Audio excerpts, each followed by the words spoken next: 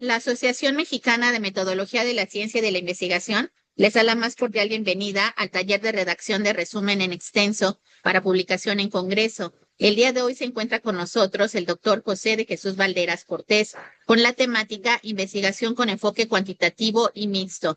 Les comento que pondremos una liga en el chat en unos momentos para que ustedes puedan registrar allí su asistencia. Antes de darle la palabra al doctor Valderas, me permito leer una breve semblanza curricular. El doctor José de Jesús Valderas Cortés es profesor investigador titular C a nivel licenciatura, maestría y doctorado del Departamento de Biotecnología y Ciencias Alimentarias del Instituto Tecnológico de Sonora. Es licenciado en Biología por la Universidad Autónoma Metropolitana, maestro en Ciencias con especialidad en Metodología de la Ciencia por el Instituto Politécnico Nacional y doctor en Ciencia en Biotecnología por el Instituto Tecnológico de Sonora. Se ha desempeñado como docente en la Universidad Autónoma Metropolitana, el Centro de Estudios Superiores del Estado de Sonora, la Universidad de Sonora y el Instituto Tecnológico de Sonora. Se ha desempeñado como secretario técnico coordinador de las áreas de química, biotecnología y alimentos en la Dirección de Fortalecimiento al Posgrado Nacional del CONACYT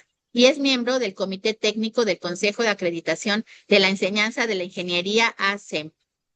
Es miembro del Sistema Nacional de Investigadores, recibió mención honorífica del IPN, reconocimiento como maestro distinguido del ITSON y reconocimiento al perfil PROMEP y líder del Cuerpo Académico de Ambiente y Salud Consolidado. Es miembro de diversas asociaciones de investigadores, en las que sobresalen la Asociación Mexicana de Metodología de la Ciencia y la Investigación, de la que es miembro fundador y vicepresidente de la región noreste. Bueno, doctor, adelante. Muchas gracias. Voy a poner la presentación completa en pantalla completa. Nada más menciónenme si la pueden apreciar. Allí vemos la pantalla completa. Muy bien. Completa, perfecto. Bien, pues vamos a iniciar la charla de este día. Agradezco a la AMSI la oportunidad que me da de estar con ustedes para platicar de dos temas importantes, que es la redacción de escritos, en este caso de investigaciones de corte cuantitativo y de corte mixto. ¿Qué podemos decir con respecto a este tipo de investigaciones? Pues voy a comentar lo que alguna vez un maestro me dijo, y él comentaba que en los últimos años toda la parte de la estructura de la ciencia para lo único que serviera para generar conceptos, y en este caso pues no es la excepción, porque si hablamos de redacción de escritos científicos, pues creo yo que la gran diferencia entre cualquiera de los que estemos nosotros utilizando pues va a razón o a raíz de la metodología que estamos aplicando dependiendo de la disciplina donde estemos trabajando. Bien, el objetivo fundamental de esta charla con ustedes, además de intercambiar ideas, pues es prácticamente conocer los conceptos fundamentales de cómo hacer una redacción científica, ya sea para resúmenes o para la publicación en extenso. La palabra clave en este caso es en extenso, de diferentes trabajos de investigación que estemos nosotros desarrollando. Lo que quisiera comentarles es que desde el punto de vista de la redacción científica, pues prácticamente todos partimos de lo mismo. Dos cosas que a lo mejor sí es importante que podamos diferenciar pues va a ser entre, por una parte, lo que se confunde mucho, por una parte, lo que es el proceso de investigación y por otra parte, lo que son los protocolos. En este caso, estamos hablando de protocolos. Desde mi punto de vista y desde mi experiencia como evaluador y como eh, desarrollador de artículos de investigación científica, es que prácticamente todas se estructuran de la misma base. Van cambiando en algunos escenarios, pero prácticamente pues la exigencia va a depender en gran medida de la revista o del protocolo donde estemos nosotros escribiendo. Entonces quiero partir con lo siguiente. No se trata en este caso de que hablemos sobre los fundamentos de ningún tipo de investigación. Eso ya por ahí en dos videos que publicamos anteriormente, ahí vienen prácticamente las características de lo que sería la investigación, en este caso cuantitativa y la investigación mixta. No me voy a detener ya en eso, porque incluso muchos de ustedes ya escribieron sus resúmenes y ya tienen definido perfectamente bien el tipo de trabajo que van a presentar y en la categoría que éste corresponde. Me voy a ir prácticamente, más que mencionar las características propias de cada tipo de investigación, me voy a ir directamente sobre los protocolos. Bueno, cosas importantes que necesitamos primero diferenciar es por una parte el proceso de investigación. El proceso de investigación, independientemente el corte de investigación que estemos haciendo, pues es un proceso universal y único. ¿Qué es el proceso de investigación? Pues son los pasos de alguna manera sistemáticos y organizados. Me gustó alguna vez en una de las clases del profesor Vargas que decía es una serie de pasos más o menos ordenados, por aquello de perderle un poco miedo a la investigación científica. Entonces, en este caso, sí son una serie de pasos, yo también diría más o menos ordenados, que nos van a permitir, de alguna manera, sistematizar y organizar, pues el trabajo que estamos desarrollando, que nos va a llevar a qué? Pues adquirir conocimientos nuevos, a partir de qué? De una serie de información que generemos, que es una información que tendrá que ser confiable y válida, y que la vamos a obtener a través de diferentes procedimientos científicos. Y aquí es donde yo considero que es la parte fundamental entre trabajar algún tipo de corte de investigación, que en este caso sería la parte cuantitativa o la parte mixta.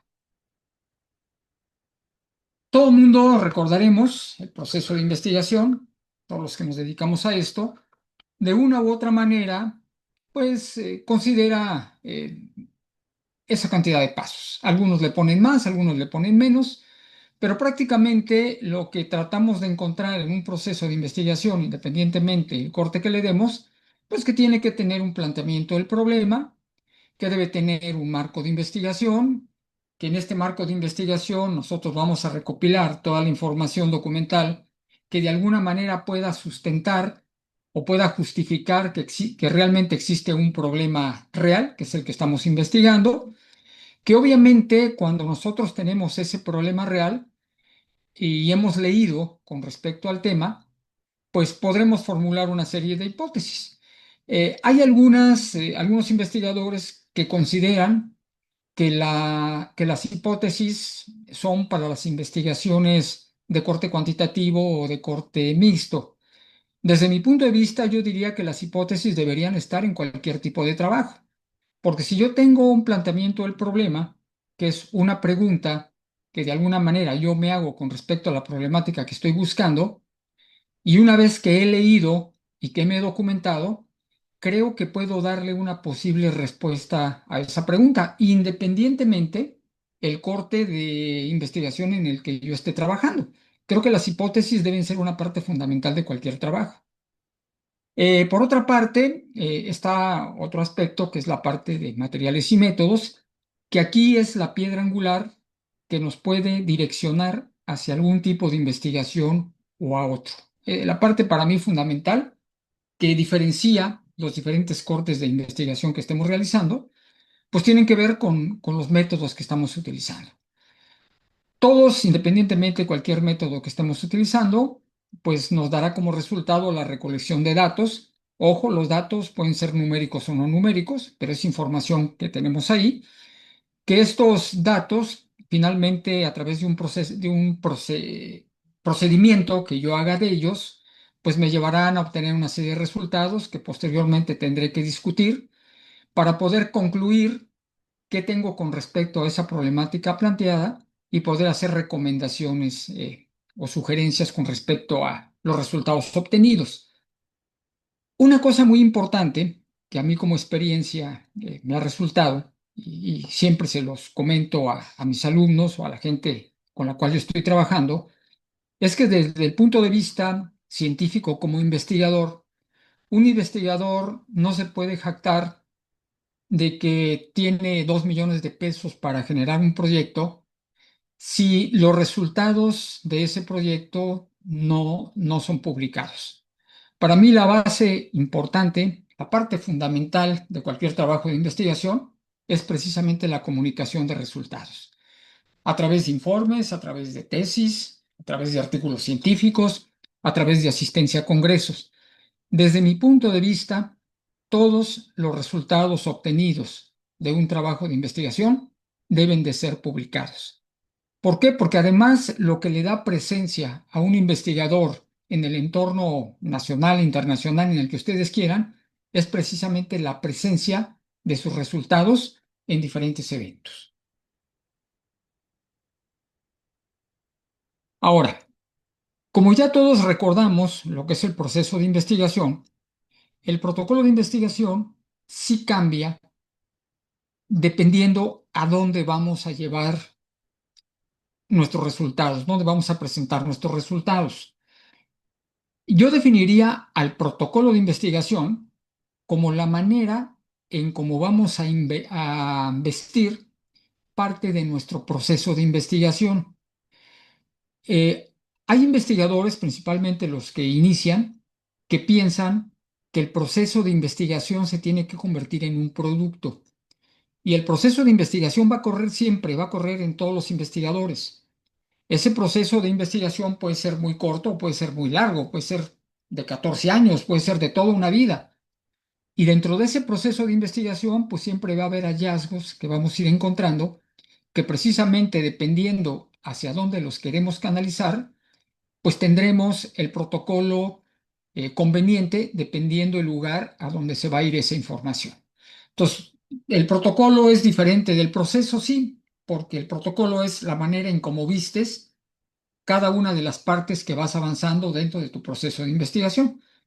En este sentido, nosotros estamos haciendo tanto resúmenes cortos como resúmenes en extenso, porque los queremos mandar, en este caso, a nuestro Congreso, y este Congreso tiene un protocolo bien establecido, que es precisamente la manera en cómo quiere la asociación que nosotros vistamos la información que vamos a presentar. Entonces, hay que quede claro la diferencia que hay entre un proceso y un protocolo. El protocolo de artículos en extenso, de resúmenes en extenso, trae una serie de lineamientos que es importante cumplir. Y uno de los más importantes, o con el cual iniciamos, es precisamente con el primer apartado, es que debe de contener una introducción. Esta introducción nos debe dar el contexto de lo que nosotros estamos trabajando. ¿Qué debe tener este contexto?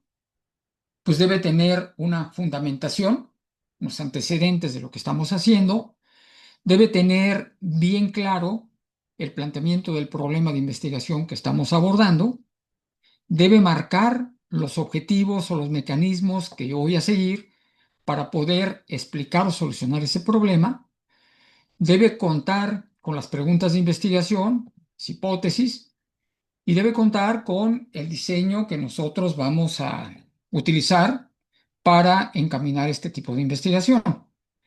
¿Qué otras cosas debe tener? Debe tener las citas o las ideas teóricas de los principales autores que han sido consultados.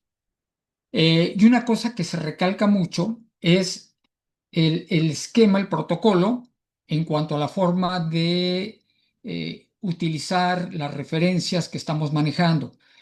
Y el protocolo que nos dice, y nos lo va a recalcar prácticamente en todos los apartados, es que el estilo que nosotros requerimos utilizar para la referenciación de nuestras citas, pues debe ser establecido con estilo APA 7 y que hay que tener mucho cuidado de que lo que nosotros estemos escribiendo no caiga dentro de la categoría de plagio. Eso es lo que actualmente ahorita se cuida mucho y aquí entra una parte importante, que de hecho es uno de los temas centrales del Congreso, que es lo que tiene que ver con la inteligencia artificial. En ese sentido, hay que tener mucho cuidado con el uso de inteligencia artificial, porque nosotros no sabemos, cuando consultamos con la inteligencia, no sabemos de dónde está obteniendo la información que nosotros le estamos solicitando. No sabemos, para empezar, si esa información es verdadera o si esa información es falsa, perdón. Si la misma inteligencia artificial, para darnos una respuesta, nos la está inventando. Me ha tocado ver muchos casos donde busco información, donde me manda, por ejemplo, referencias de algunos autores, y estas referencias yo le puedo decir a la inteligencia artificial que me la ponga en formato APA 7 y lo puede hacer con mucha facilidad, pero resulta que cuando voy y trato de buscar la fuente original, la fuente primaria, resulta que la cita no existe, la referencia no existe. Entonces hay que tener mucho cuidado con el uso de la inteligencia artificial. En primer lugar, para no caer en que sea un plagio, porque como les comento, no sabemos de dónde la está sacando. Aunque en el prompt nosotros le podemos decir que nos dé la referencia de dónde la está sacando, pero es importante que no nos la dé textualmente de cómo está publicada para no cometer algún tipo de plagio en particular. Eso por una parte. Y en segundo lugar, si las publicaciones que ustedes van a desarrollar tienen un contexto de otro tipo, la quieren mandar, por ejemplo, a revistas europeas y revistas estadounidenses, que son las que me constan, pues principalmente lo que nos dicen en primera instancia es que el trabajo debe ir libre de inteligencia artificial. Entonces hay que tener mucho cuidado. Yo diría, la inteligencia artificial en estos momentos, a mí como investigador, me sirve para poder buscar ideas que yo posteriormente voy a desarrollar. Ahorita vamos a poner un ejemplo de cómo usarla, pues prácticamente sin peligro. ¿Qué se puede poner también en la introducción? Bueno, se pueden insertar dibujos, se pueden insertar fotografías, tablas, gráficas, igualmente, siempre conservando el estilo APA 7. Y también se debe poner una breve descripción de los métodos utilizados, tanto por nosotros como por los autores que nosotros hemos consultado. Es en términos generales lo que debería contener la introducción. Al rato vamos a manejar un ejemplo. Después, otro apartado importante, en este caso en los escritos en extenso, es que necesitamos también establecer una estrategia metodológica de cómo fue que nos hicimos de la información en nuestro trabajo de investigación.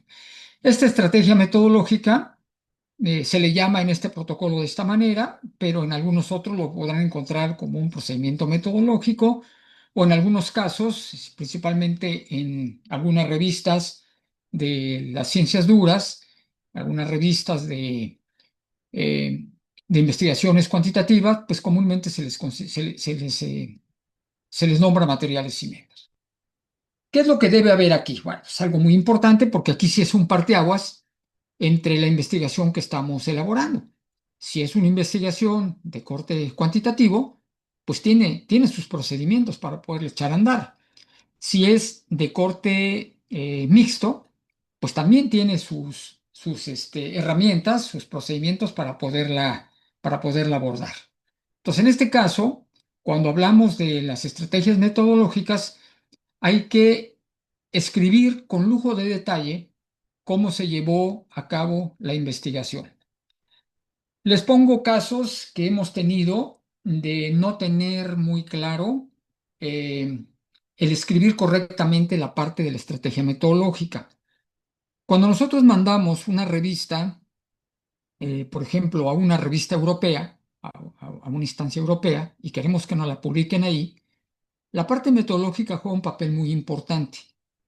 Y esta parte metodológica es muy importante principalmente en la investigación cuantitativa, porque una de las características que tiene la investigación cuantitativa es que todo lo que hagamos en investigación debe ser repetible en cualquier parte del mundo. Por eso las recetas que nosotros damos, yo le llamo a la estrategia metodológica la receta perfecta de lo que hicimos. Si, por ejemplo, un investigador chino lo toma y estamos trabajando, por ejemplo, con procedimientos químicos, pues le tenemos que dar exactamente la receta puntual de lo que estamos haciendo, porque si él quiere reproducirlo en su laboratorio, le tiene que dar exactamente lo mismo. Si no le da exactamente lo mismo, lo menos que puede pasar es que le mande una carta al editor y que le diga, señor editor, con todo respeto, pero con base en la receta que está usted publicando en este artículo de esta revista, pues las concentraciones que yo utilizo ahí no me dan exactamente lo mismo. Entonces el editor va a tomar esa información, me va a contactar a mí y me va a decir que, por ejemplo, explique un poco más cuál es el mecanismo que utilicé, porque hay algunos investigadores que tienen problemas para que les dé la misma información.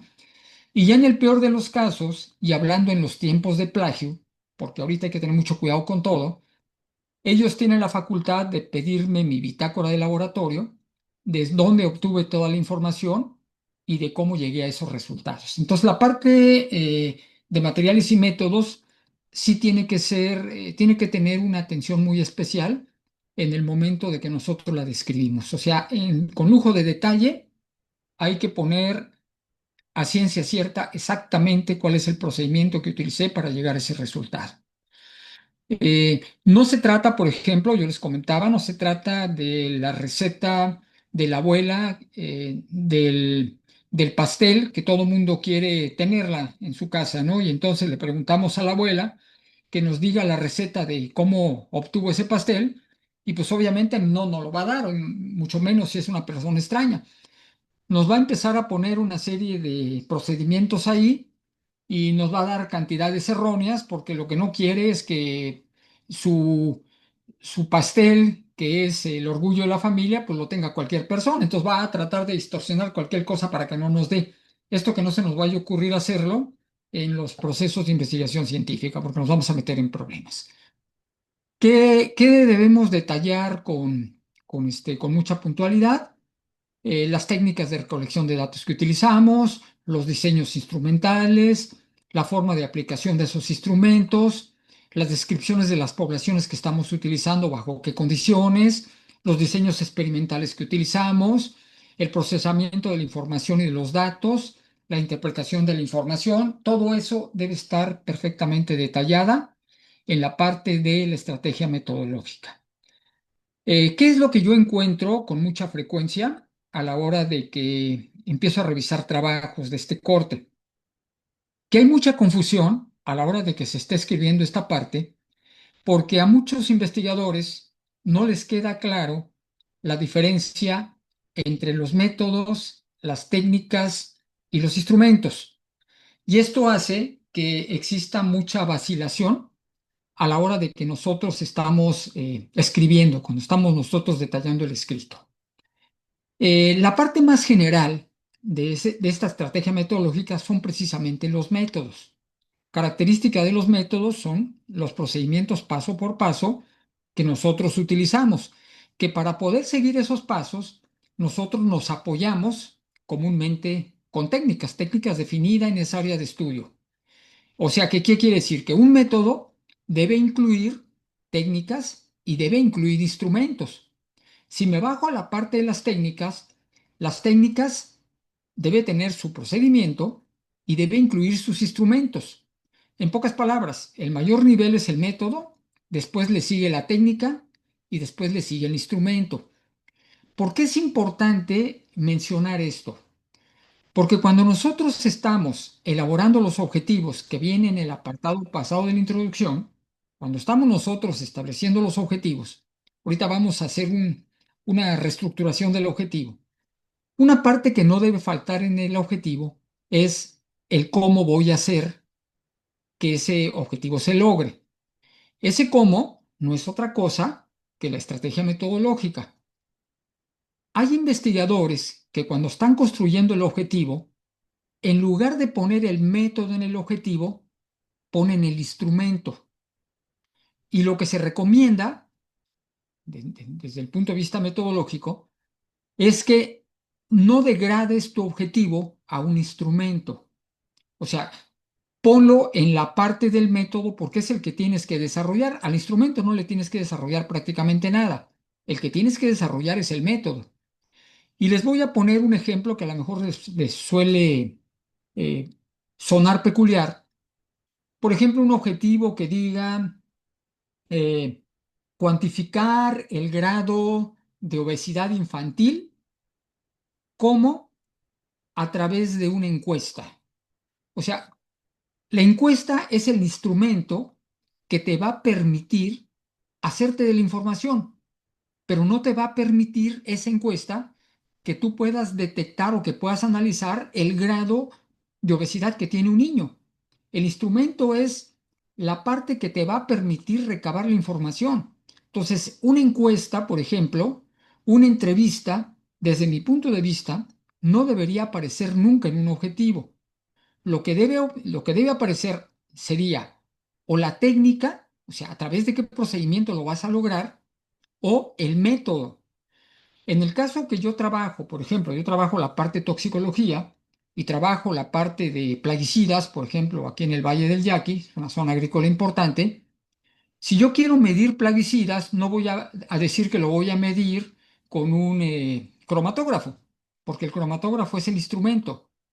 Yo tengo que decir que el método que voy a utilizar es un método de cromatografía, por ejemplo. La cromatografía, que es un método analítico científicamente aprobado, pues tiene una serie de técnicas, porque cuando yo utilizo, por ejemplo, la cromatografía, la técnica me dice, ok, vas a utilizar la cromatografía, pero ¿por qué técnica te vas a ir? ¿Te vas a ir por cromatografía de gases o te vas a ir por cromatografía de líquidos? Entonces yo digo, no, me voy a ir por cromatografía de gases. Bueno, ¿qué instrumento vas a utilizar para obtener la información de la concentración de plaguicidas? Bueno, pues el instrumento va a ser un cromatógrafo de gases, marca Agilent, modelo fulanito de tal, con tal precisión. Toda esa parte debe aparecer en la parte de estrategias metodológicas. Entonces, yo como consejo les doy es que a la hora de que estén abriendo este apartado, que es muy importante, tengan en cuenta que a la mano deben saber cuál es el método, a la mano deben saber cuáles son las técnicas para obtener esa información y cuáles son los instrumentos que van a utilizar. Todos estos tres elementos deben aparecer perfectamente descritos en la estrategia metodológica. Sería el segundo apartado. Ahora bien, como yo les decía que había un parteaguas entre lo que es la investigación cuantitativa y la investigación mixta, todo lo anterior que yo expliqué es básico para cualquier tipo de investigación, pero en este caso, como vamos a hablar de investigación cuantitativa y de investigación mixta, bueno, pues en la parte de materiales y métodos, sí es importante que sepas qué elementos se deben considerar en una investigación cuantitativa y qué elementos se deben utilizar en una investigación mixta. Características importantes de la investigación cuantitativa. Por una parte, la investigación cuantitativa mide, cuantifica y analiza la información. Mide, cuantifica y analiza. ¿Qué utiliza? Principalmente datos numéricos. Precisamente, cuando yo digo datos numéricos, muchos de los investigadores entran en pánico y mejor dicen, me voy a otro tipo de investigación, me voy a la cualitativa porque en la cualitativa no hay datos numéricos. Eso es falso. En la investigación cualitativa también hay datos numéricos, nada más que se utilizan técnicas diferentes para el análisis de esa información. O sea, si hay información numérica, va a aparecer en cualquier lado. ¿Dónde está la diferencia entre una y otra? Pues en la manera, en las técnicas que vas a utilizar para procesar la información. Ahorita explico un poco eso. Después está, por ejemplo, la otra investigación, que es la investigación mixta.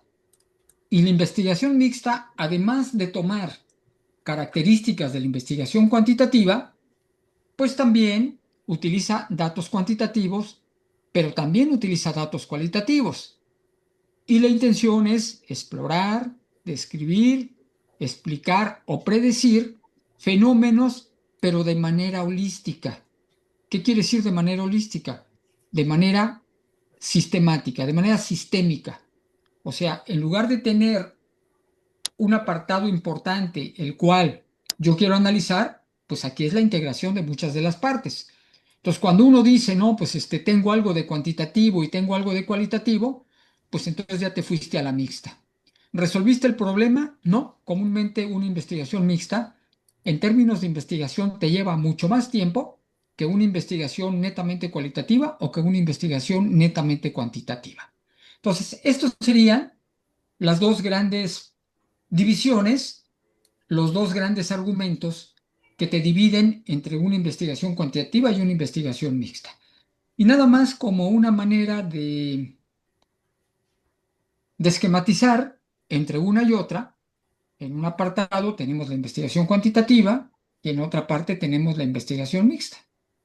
En el caso, por ejemplo, de la investigación cuantitativa, pues como yo les decía, el propósito es explicar, medir, explicar y predecir fenómenos. Y en este caso es comprender fenómenos. ¿Desde dónde? Desde diferentes perspectivas. Me regreso un poquito a la anterior, en esta parte. ¿Por qué? Desde el punto de vista, habíamos hablado de datos numéricos. Desde el punto de vista, ¿cuál es la diferencia de los datos numéricos que te encuentras acá arriba o que te encuentras acá abajo? Que te encuentras en la cuantitativa o que te encuentras en la mixta.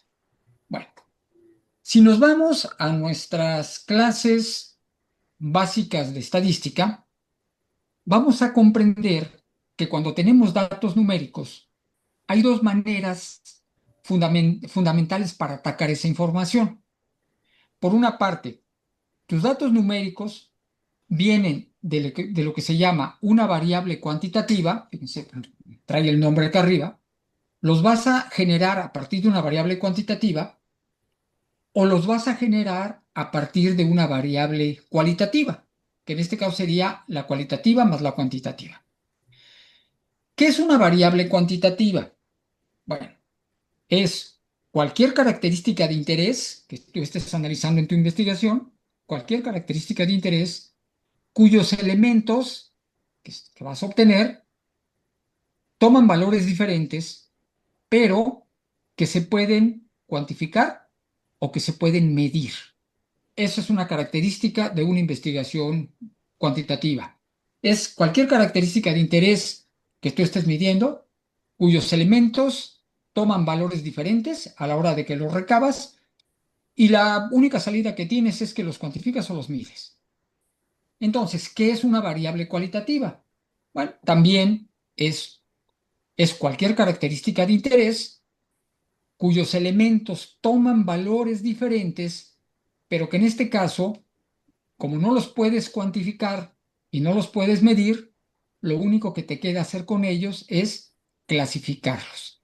Entonces, por una parte, las técnicas cuantitativas lo que hacen con los datos es que los miden. ¿Y qué es lo que hace una variable cualitativa en una investigación cualitativa? Pues como no los puedes medir, pues los tienes que clasificar. Por ejemplo, un ejemplo de una variable cuantitativa, pues en una población tú puedes medir la estatura de los alumnos, puedes medir el peso de los alumnos, puedes medir muchas cosas. Pero, por ejemplo, si estás hablando de género, pues al género no le puedes sacar el promedio. Digo género, en mis tiempos, cuando nos levantaban, por ejemplo, una ficha, en este caso personal, de una inscripción, nos decían pues su edad, su estatura, su peso, y luego nos decían sexo, ¿no? Y bueno, pues masculino, femenino. Bueno, pues ahora el sexo ya no se llama sexo, ahora se llama género, y pues sabemos que el género es una variable cualitativa. ¿Por qué? Pues porque no se puede medir. Yo no puedo llegar a mi colonia diciendo que el maestro de estadístico yo era 8.5 masculino. No, en ese caso simplemente las técnicas que se utilizan se van sobre otro tipo de variables categóricas que solamente se pueden clasificar. Entonces es una gran diferencia entre los datos numéricos cuantitativos y los datos cualitativos, pero en ambas investigaciones se pueden generar información numérica. Ahora sí me vengo para acá. Entonces, ya vimos aquí que medimos, explicamos, mientras que acá comprendemos desde múltiples perspectivas. Los datos utilizados en la investigación cuantitativa son datos numéricos, mientras que en la investigación mixta son datos numéricos más narrativos, o sea, le agregamos una parte. Los métodos de recolección en la cuantitativa pueden ser encuestas siempre y cuando te generen datos numéricos, pueden ser datos que vienen a partir de experimentos, de pruebas estandarizadas, Y en la parte de la mixta, pues también puedes aplicar encuestas, puedes aplicar entrevistas, observaciones, análisis documental, más datos estandarizados, datos cuantitativos. El análisis de datos, comúnmente en la investigación netamente cuantitativa, pues son datos estadísticos, partiendo principalmente de procedimientos de estadística descriptiva e inferencial, mientras que en la mixta, además de eso, pues hay que meterle algún otro tipo de interpretación temático-interpretativa, dependiendo del tipo de datos que tienes. Los instrumentos comunes en la investigación cuantitativa son los cuestionarios, las escalas, mientras que en la mixta, además de eso, puedes aplicar entrevistas, guías de observación, etcétera. Los diseños de estudio, pues sabemos que en la investigación cuantitativa prácticamente son datos numéricos cuantificables, diseños experimentales, cuasi experimentales o correlacionales, mientras que en la cualitativa, además de eso, secuenciales, concurrentes, transformativos, que tienen que ver en parte con algunas técnicas utilizadas en la investigación cualitativa. Resultados esperados en la investigación cuantitativa, que sean generalizables, lo que les acabo de decir ahorita, y que sean replicables en cualquier parte, en cualquier laboratorio, siempre y cuando la receta se siga al pie de la letra. Mientras que en el caso de la mixta, pues son investigaciones mucho más completas, se hacen triangulaciones, se hacen combinaciones de generalización y profundidad. Los tipos de razonamiento, aquí es una parte importante, es que en una investigación de tipo cuantitativa, comúnmente los tipos de razonamiento son deductivos, vamos de elementos generales a particularidades, mientras que en las investigaciones mixtas son deductivos o inductivos, inductivos en el sentido de que a partir de una cosa concreta yo llego a establecer su generalidad. De la interpretación de resultados, está envasada en pruebas estadísticas, las cuantitativas, mientras que en las mixtas se basa, además de las pruebas estadísticas, en la integración o interpretación cruzada de datos, o sea, tanto de cualitativas como de cuantitativas. Las limitaciones, en el caso de la investigación cuantitativa, se ignora el contexto y la subjetividad. Ojo, en la investigación cuantitativa están prohibidas las cosas subjetivas, todo tiene que estar perfectamente cuadrado, mientras que en la investigación mixta puede tener algo de cosas objetivas, pero también se puede hablar de las experiencias o intercambiar ambos enfoques. Estas serían las características generales que, como les comento, por allá en los videos que hicimos de investigación cuantitativa y mixta, se explican a mayor detalle. Otro apartado importante en el extenso, la parte de resultados. ¿De dónde salen los resultados? Los resultados salen de los procedimientos metodológicos que tenemos. ¿De dónde salen los procedimientos metodológicos que tenemos? Salen de los objetivos que planteamos anteriormente. ¿Y de dónde sale el objetivo general de lo que tenemos anteriormente? Bueno, pues sale del planteamiento del problema. Cosa muy importante que te van a revisar en tu extenso, que tiene que haber una congruencia desde que comenzaste hasta que terminaste. Entonces yo estoy hablando ahorita de los resultados. ¿De dónde salen los resultados? Bueno, pues de los objetivos que tienes planteados. Entonces, ¿qué debe haber en los resultados? Debe haber una descripción detallada del análisis de la interpretación de los resultados que obtuviste. Eso tiene que quedar muy claro. Debe haber una descripción detallada de lo que obtuviste, así como de las aportaciones, que en mi caso deberían ser aportaciones originales. Un trabajo de investigación siempre tiene que ser original, entonces esos resultados tienen que ser originales. ¿Y qué podemos meter en resultados? Pues prácticamente eh, las tablas, las gráficas que obtuviste, obviamente de tus datos procesados.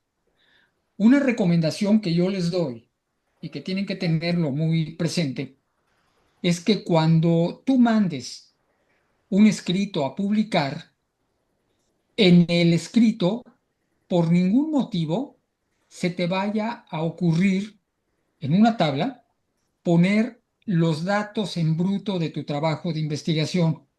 Los datos exactamente así como salen de tu experimento, jamás, jamás se entregan.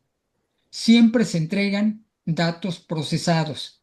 Las tablas deben ser tablas de datos procesados. Las gráficas debe ser el comportamiento de tus datos procesados, nunca datos originales, nunca datos en bruto. Porque ¿qué pasa si en un artículo tú metes una tabla con los datos en bruto que obtuviste de tu trabajo de investigación? ¿Qué te imaginas que va a pasar?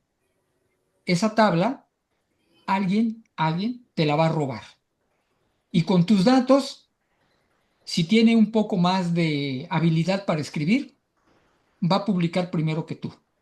Entonces, un trabajo de investigación que te costó 500,000 pesos, que te costó 1 millón de pesos, tú le entregas una tabla con los datos en bruto que tardaste un año en generarlos y esa persona le va a salir gratis y va a publicar primero que tú. Tengan mucho cuidado, sobre todo en este apartado, en los congresos, a mí me ha tocado ver en los congresos, cuando uno tiene los carteles, hay mucha gente que le está tomando fotografía a los carteles. Entonces, si tú dentro de tus resultados metes una tabla y en esa tabla metes datos en bruto sin procesar, alguien ya se los llevó. Entonces, se los está regalando prácticamente.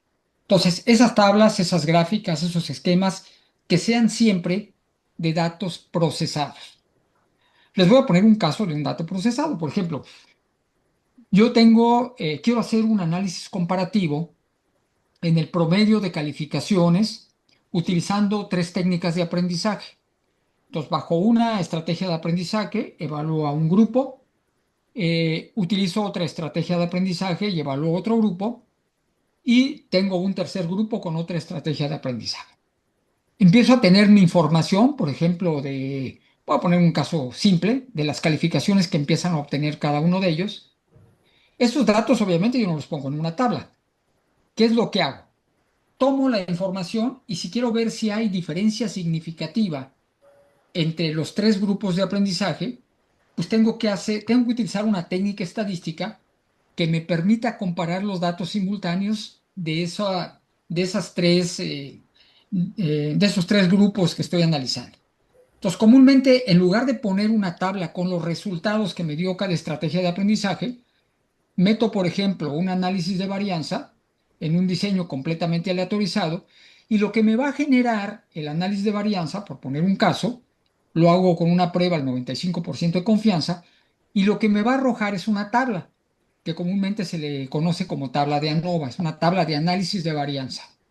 La tabla de análisis de varianza es un resultado y ese resultado sí lo puedo poner en mi extenso. ¿Por qué si lo puedo poner? Porque son los datos procesados de las tres variables que le dije que comparara de manera simultánea. De esa tabla de análisis de varianza no se pueden robar absolutamente nada. Les pongo un caso.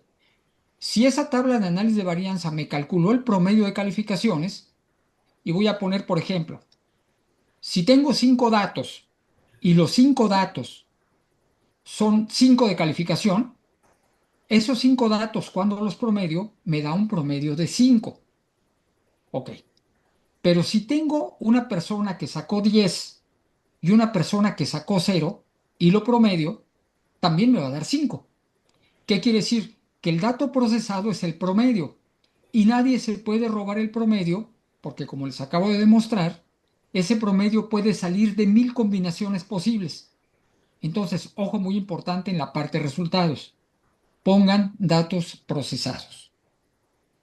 Igualmente, ¿no? Con el estilo APA 7 cuando creen sus dibujos, fotografías, esquemas, tablas gráficas. ¿Qué viene después de los resultados? Otro apartado que se llama discusión de resultados. ¿Qué hay en esta parte de discusión de resultados? Bueno, esta discusión de resultados es que yo tomo el resultado, ese resultado lo describo lo explico y ya que lo explico, lo discuto. ¿Y cómo lo discuto? El resultado que yo obtuve con respecto a otros investigadores, con respecto a otros autores que hicieron algo similar a lo que yo estoy haciendo.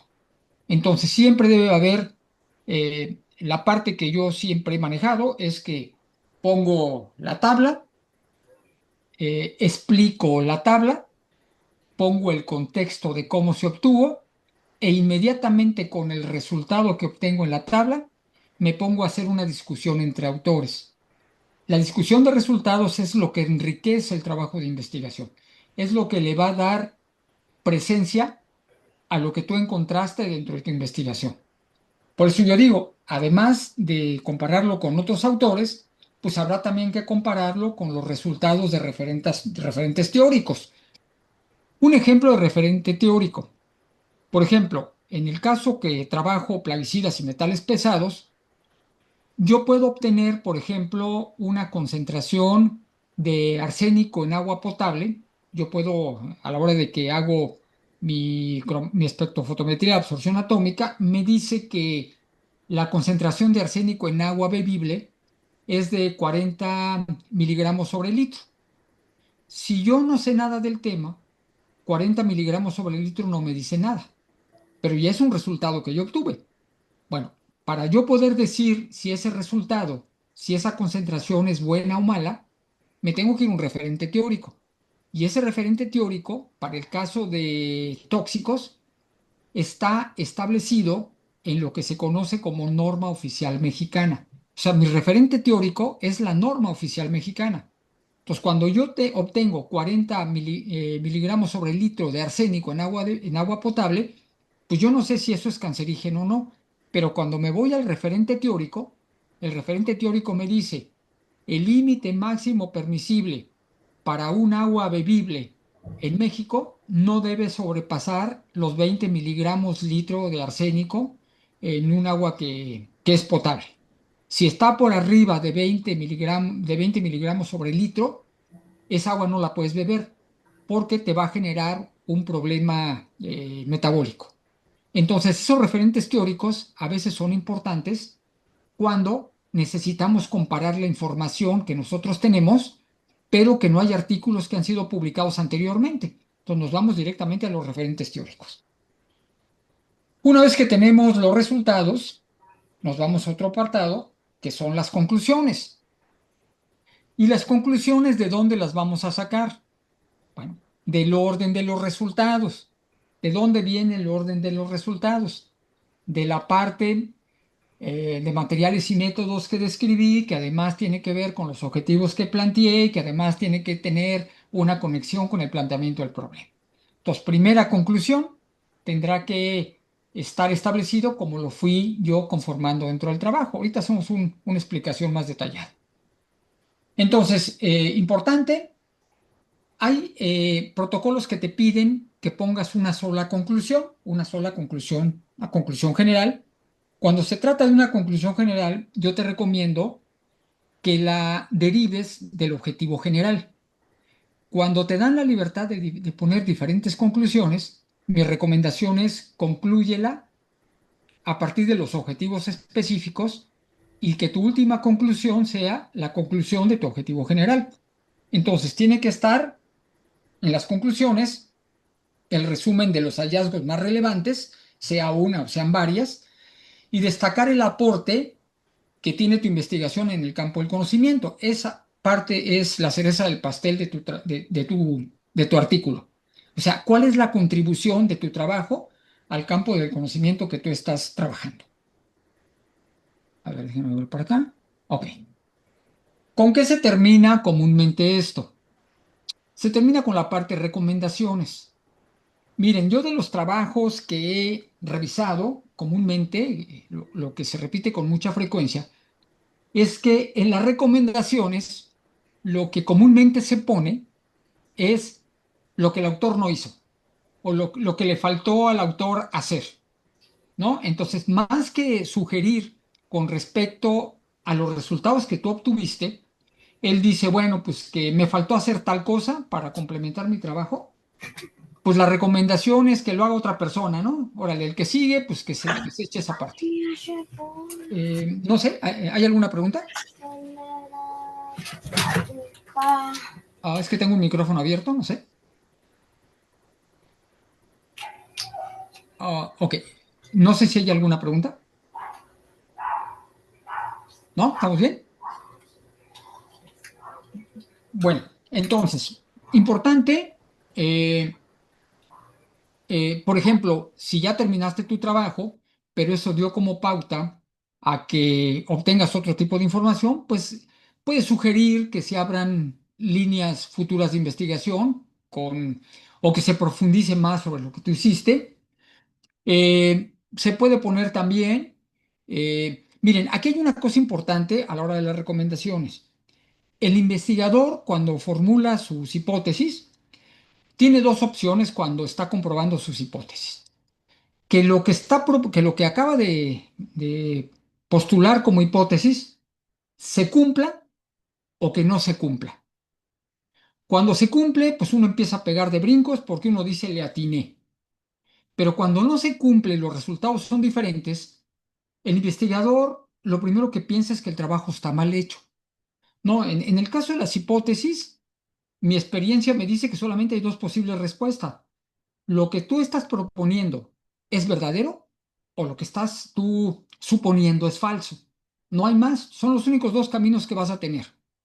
Lo que tú supones es verdadero con base en lo que encontraste o es falso. El hecho que sea falso no quiere decir que esté mal hecho.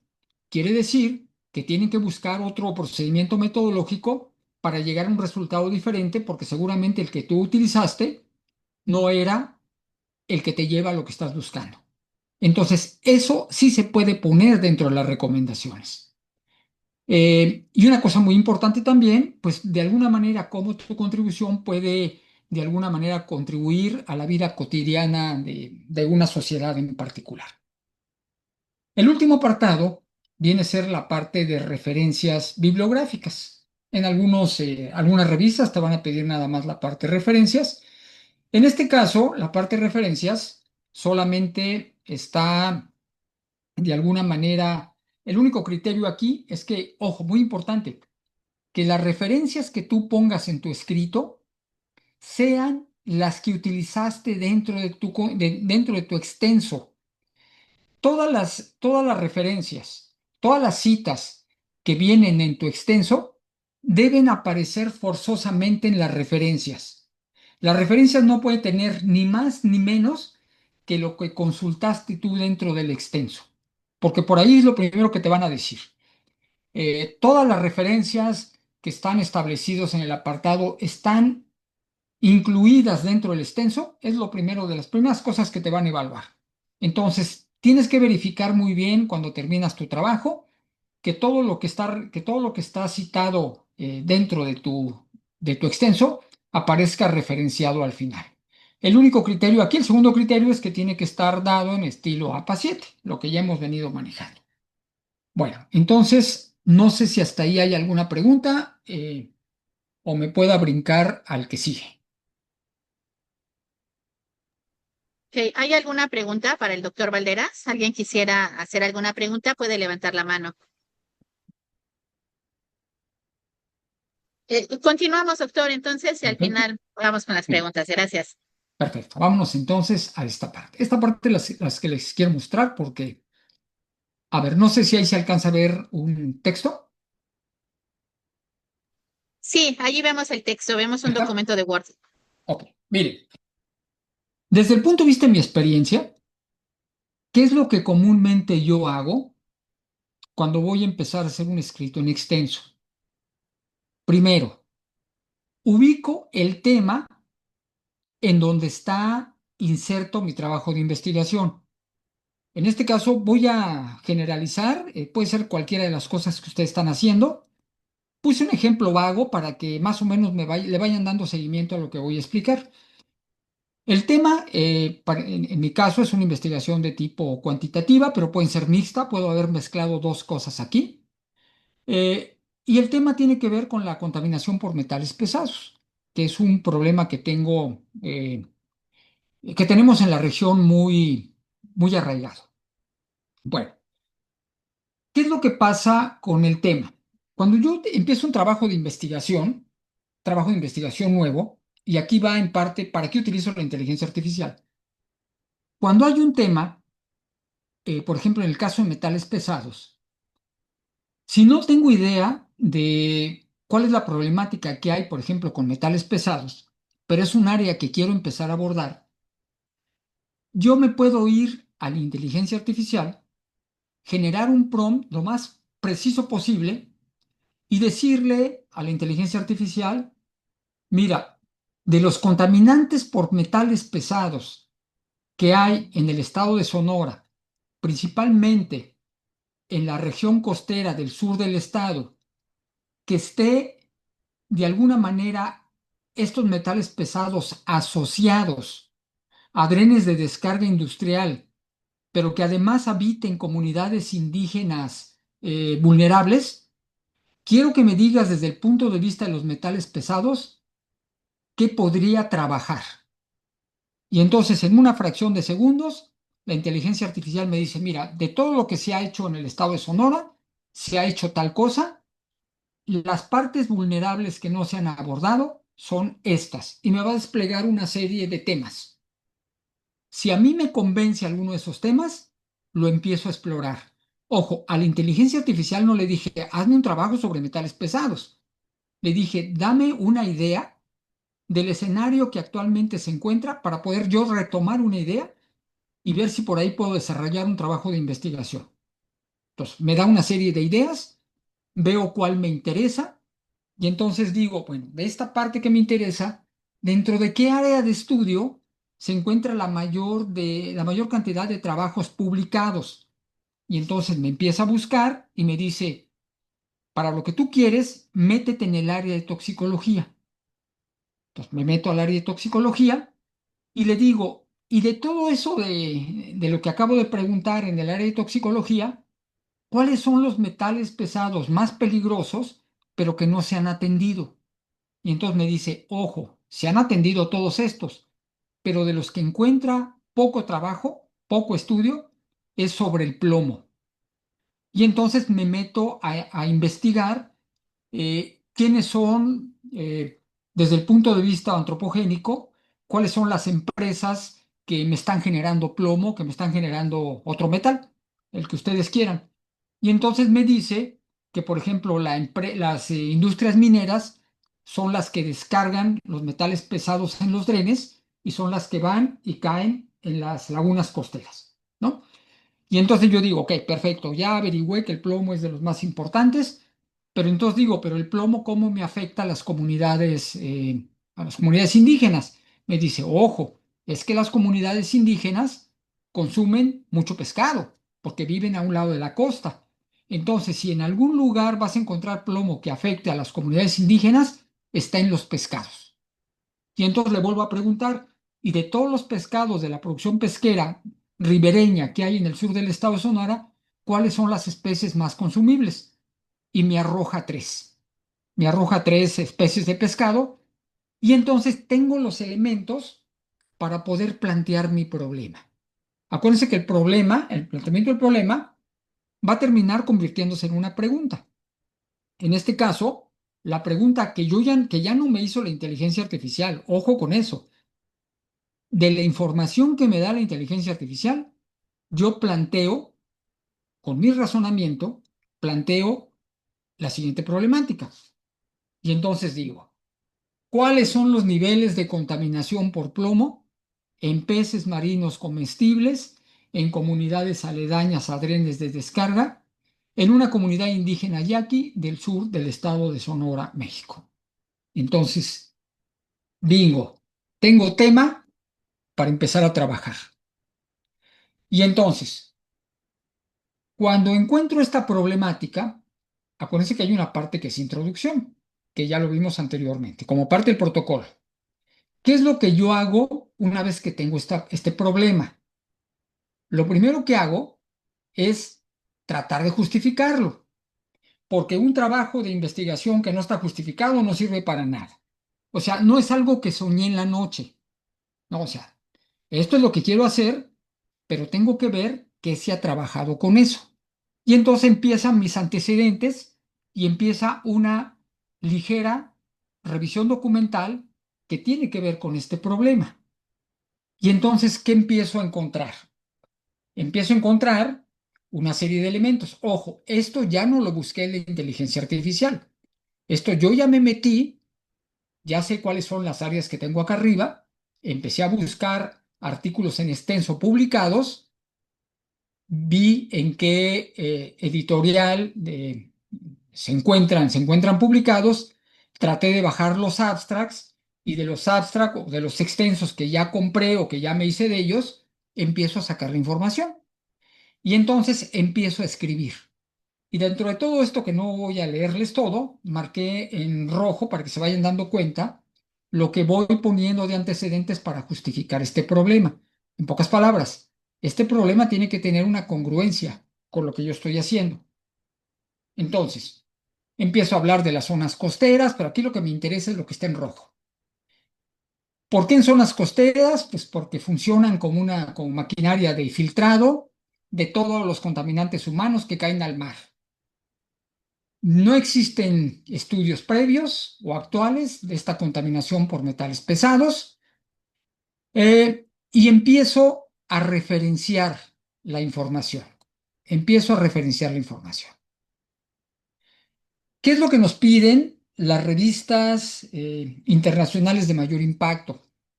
Que las referencias que tú buscas no sean mayores a 5 años.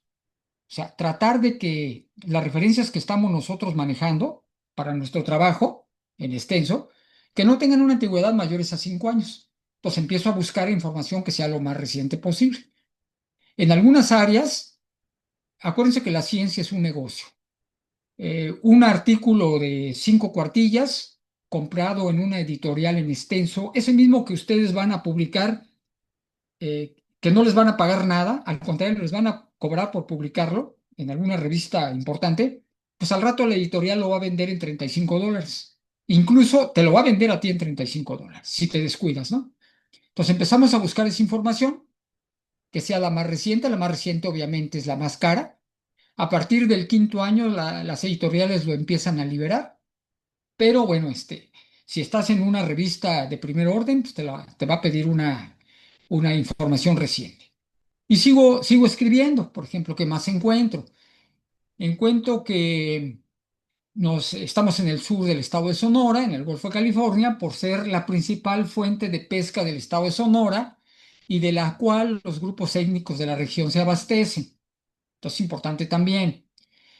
¿Por qué el plomo? Pues porque el plomo, a través del pescado que consumo, ataca el sistema nervioso central, ataca los órganos internos, y si hay una prevalencia constante al consumo de este elemento, pues puedo desarrollar algún tipo de cáncer. Y entonces empiezo a marcar quién lo dice.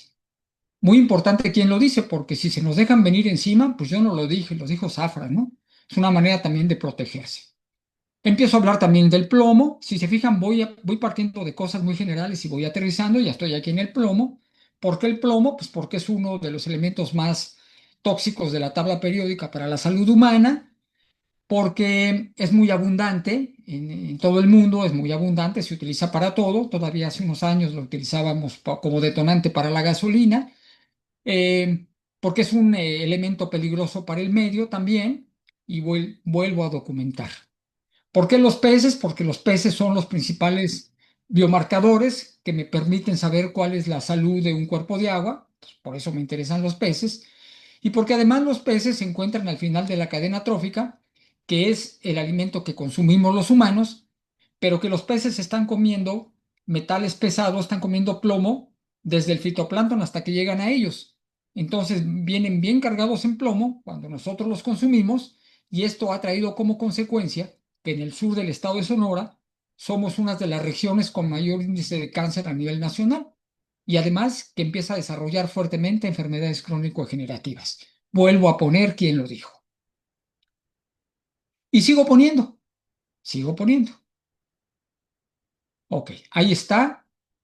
la parte de mi introducción, nada más de la parte de la justificación. ¿Qué viene después? Ya tengo el problema y el problema ya está justificado. Viene el objetivo general. Comúnmente en un extenso se pone el objetivo general. Sí, pero el objetivo general involucra muchas cosas. Involucra muchas cosas. La metodología nos dice que no te quedes con el objetivo general, porque va a ser muy difícil que de una pedrada lo alcances. Acuérdense que un objetivo para un procedimiento metodológico, vamos a llamarle fácil de abordar, debe tener una serie de componentes. Tiene que tener un verbo, y este verbo es un verbo de acción. Comúnmente los verbos están en infinitivo. Este verbo de acción, en el objetivo general, el verbo de acción del objetivo general es el que presenta mayor nivel. Es el nivel más elevado que hay. Este cae en el objetivo general. Inmediatamente después del objetivo general, del verbo, pues el verbo es un verbo de acción, dice, bueno, ¿qué vas a hacer?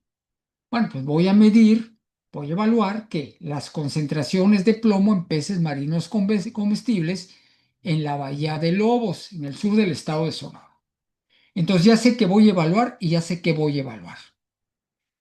¿Cómo lo vas a evaluar? ¿Por qué es importante meter el cómo? Porque aquí está el método. Aquí está el método. ¿Cómo vas a evaluar la concentración de plomo? Mediante espectrofotometría de absorción atómica, ¿verdad? ¿Y para qué lo vas a hacer? Porque esto es parte de la justificación. ¿El para qué es parte de la justificación?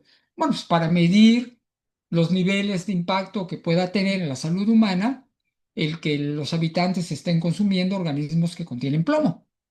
Este sería un objetivo difícil de alcanzar, como está planteado. ¿Por qué difícil de alcanzar? Porque para que tú puedas hacer una evaluación, requieres hacer muchas cosas. No nada más. Imagínense ustedes que son maestros, la mayor parte de ustedes, cuando ustedes evalúan un alumno, no lo evalúan con una sola cosa. O sea, hay una serie de mecanismos que es la suma de las partes, que es lo que te va a dar la calificación del alumno. Por dos razones: para que seas objetivo, para que seas justo y para que no te metas en un problema con el alumno, ¿no? Tú le vas a dar todos los elementos de lo que le evaluaste, pero son muchas cosas. ¿Qué nos dice la metodología? Como evaluar implica muchas acciones, pues descomponlo en objetivos específicos. Yo recomiendo que para tener un buen material y métodos, por lo menos descompongas el objetivo general, por lo menos en tres objetivos específicos. Hay todavía alumnos que están haciendo tesis y que me dicen, oye, ¿y es necesario hacer objetivos específicos? Y yo el ejemplo que pongo es el objetivo general. Haz de cuenta, tú vives en un edificio y estás en el último piso. El objetivo general es tu departamento que esté en el último piso. Para poder llegar al objetivo general, pues necesitas escaleras. Si tú no le pones escaleras, te va a costar mucho trabajo llegar a tu departamento. Si le pones tres escalones, te va a costar menos trabajo alcanzarlo. Pero si le pones 8 objetivos específicos, vas a desarrollar la parte metodológica de tu trabajo de una manera más precisa y de una manera más fácil. ¿Por qué? Porque de cada objetivo que tú descompones, a cada uno le tienes que sacar el cómo. Y eso es lo que se va a la parte de material, sí, de materiales y métodos. Entonces yo digo, si voy a descomponer, evaluar las concentraciones de plomo, ¿cómo voy a evaluar las concentraciones de plomo? Y yo pongo tres elementos. Bueno, primero, necesito caracterizar la zona de mayor descarga de afluentes. ¿Cómo? No voy a poner un instrumento, no voy a poner a través de un mapa, ¿verdad? ¿Qué es lo que voy a poner? Voy a utilizar sistemas de información geográfica que me permiten que Fíjense, a veces cuando yo digo voy a medir las zonas de afluentes de descargas de drenes industriales, ¿y cómo se hace eso, no? A veces el problema que tienen los investigadores nuevos es que pues, no tienen ni idea de cómo van a hacer eso. Bueno, pues pregúntale a la inteligencia artificial cuáles son los métodos o las técnicas que tú necesitas para el uso de información geográfica. Entonces yo le metí precisamente ese prompt y me dice, utiliza sistemas de información geográfica porque los sistemas de información geográfica son técnicas que te permiten capturar, almacenar, analizar y presentar datos. Entonces aquí te queda claro que este cómo lo vas a poder cumplir fácilmente, ¿verdad? Bueno, ya caractericé, me voy al segundo objetivo.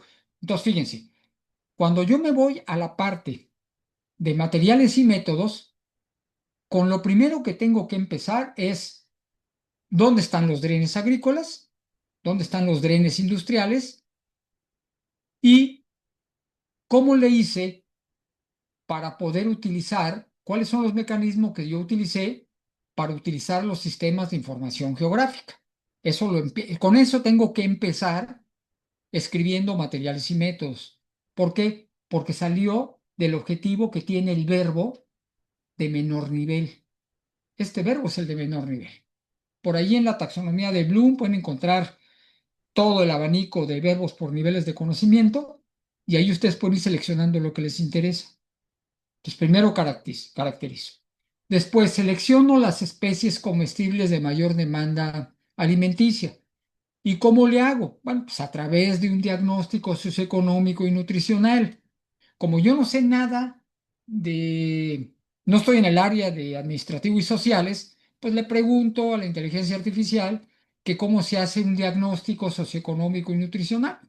Y entonces me dice, pues esto es un proceso, acuérdense que el proceso es un método. Este es un proceso sistemático de recolección y análisis e interpretación de datos que permite conocer la situación nutricional, identificando problemas, necesidades, todo esto. Entonces ya sé de qué se trata. Ya sé qué es lo que tengo que poner en el método. Y después que tengo los dos anteriores, me voy a validar la información. ¿Qué voy a validar? Valida las concentraciones de plomo en músculo.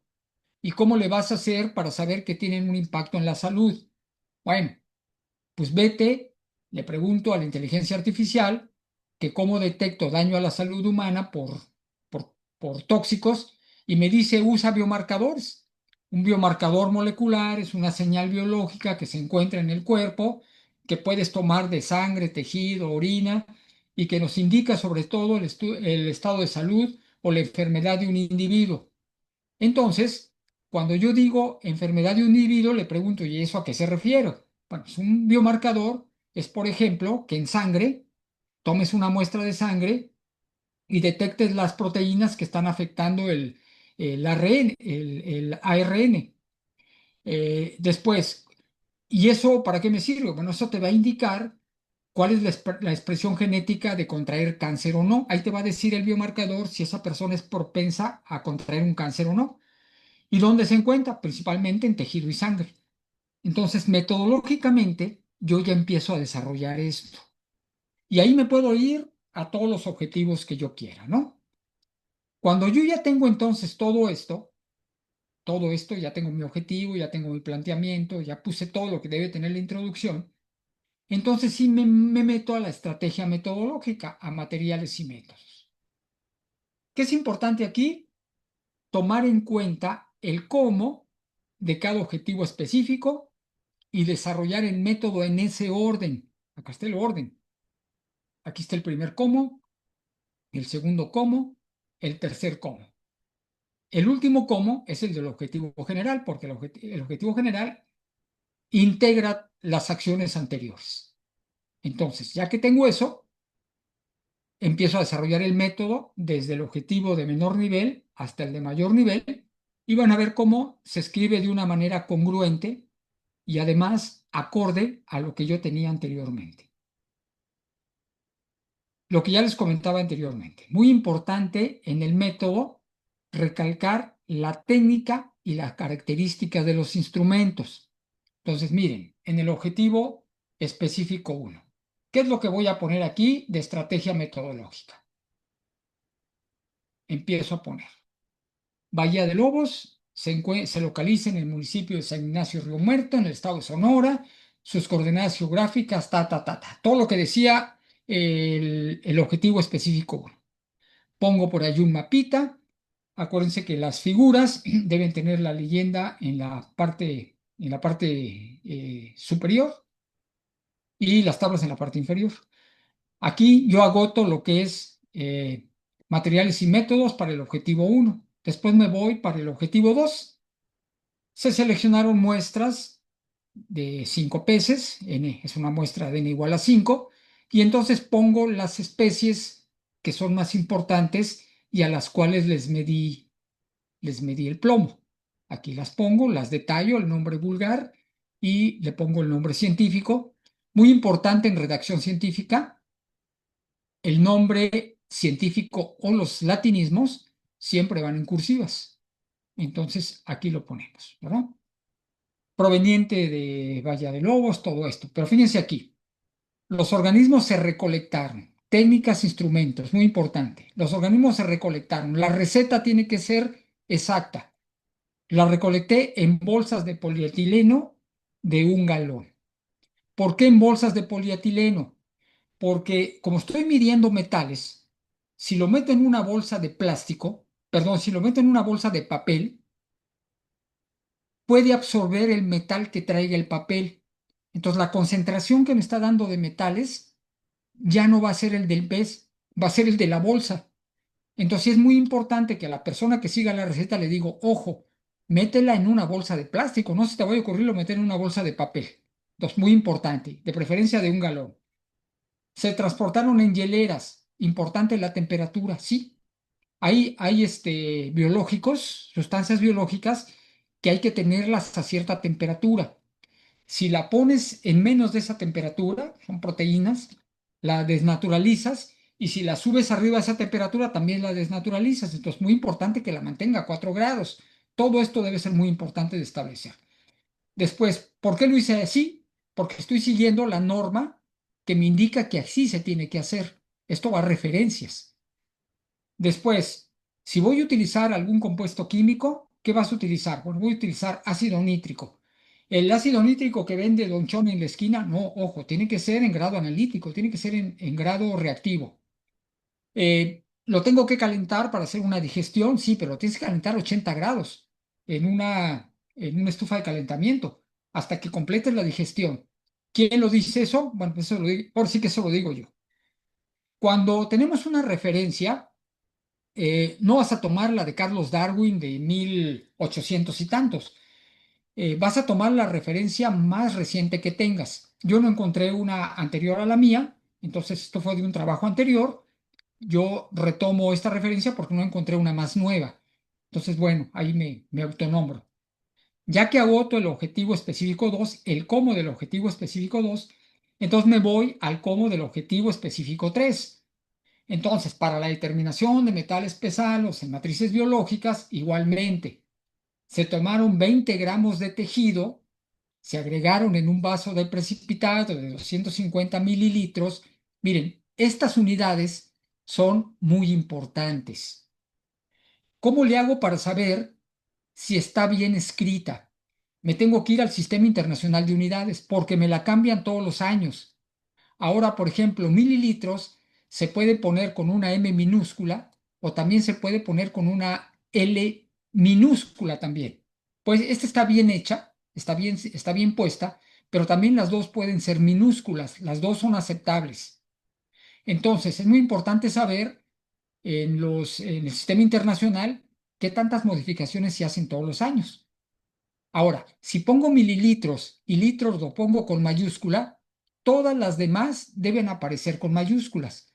No vayan a poner una con una minúscula y otra con mayúscula. Todas tienen que estar estandarizadas. Se adicionó 20 mililitros de ácido nítrico a un 70%, la receta infalible. Se calentó en una parrilla eléctrica hasta punto de ebullición. Se utilizaron, eh, se filtraron 5 mililitros en filtros Huatman número 42. La persona tiene que irse al proveedor científico y conseguir estos filtros, no puede conseguir otros. Se utilizó un espectrofotómetro de absorción atómica eh, acoplado a generador de hidruros. Aquí tienen que poner cuál es la marca, cuál es el modelo y cuál es la precisión. Y entonces, como también dijimos que se podían poner figuras, pues pongo la figura 2 y pongo una figura de cuál fue el procedimiento. Ok. Siguiente apartado, los resultados. ¿De dónde salieron los resultados? Pues de acá, ¿verdad? De donde empecé a trabajar aquí. Y acuérdense que esto viene del objetivo específico 1. Aquí ya me dio un resultado, todo esto que hice aquí ya me dio un resultado. Ese resultado debe aparecer aquí. Y entonces pongo, por ejemplo, ahí estoy poniendo algo, pongo que el resultado es las concentraciones de plomo variaron de 0 a 4,71 miligramos sobre kilogramo a la -1 en todas las muestras analizadas. Y pongo la tabla 1. Fíjense, son datos procesados, no son datos en bruto. Estoy poniendo cuáles son las medias y las desviaciones que se encontraron en Lisa, que se encontraron en Pámpano, que se encontraron en Constantino, y se midieron en tres partes. Se midieron en vísceras, se midieron en carne, en tejido, y se midieron en hueso. Y aquí está una tabla de resultados. ¿Qué es lo que hago con esta tabla de resultados? La discuto. Se encontró que las concentraciones de plomo en hueso, mostraron, fíjense, mostraron una diferencia estadísticamente significativa en todas las especies. ¿Por qué? Porque había una concentración de 4,79 miligramos sobre kilogramo. Aquí estoy poniendo que hay una diferencia estadística significativa, pero ojo, no estoy poniendo de dónde saqué esta diferencia significativa.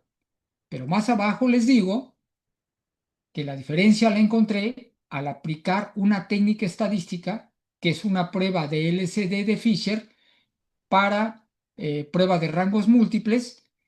La norma me dice que el máximo permisible es de 0,5, por lo tanto, yo estoy buscando esta prueba con una probabilidad mayor a 0,5% de confianza, o sea, con una probabilidad del 95 o superior. Entonces, esto es lo que le da certeza a los datos que estás manejando, a los datos que estás analizando.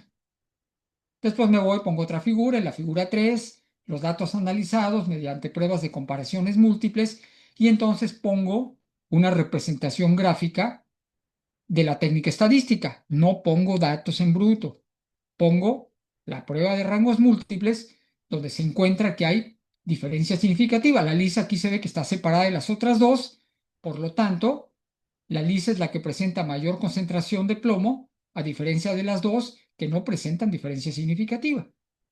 ¿Por qué sé que no hay diferencia significativa? Porque si se fijan, la media y la desviación estándar del comportamiento de esta muestra de peces está completamente fuera de las otras. Y estas dos están traslapadas. Entonces estas dos son iguales y este es diferente. Eso es lo que se discute. Aquí está la gráfica con su leyenda, ¿no? No, la quise abreviar. Viene la discusión de resultados. En la parte de discusión de resultados ya dijimos que es una discusión entre autores. Pues empiezo a poner que el plomo es un metal tóxico, todos los que ustedes quieran, una pequeña introducción para volver a ubicar al lector en lo que estamos midiendo, pongo la referencia y pongo un caso, porque es muy extensa la discusión de resultados, la del objetivo específico 2, y entonces pongo que los resultados obtenidos en este estudio son similares a los reportados por Osuna en 2023. Miren, aquí hay una cosa importante.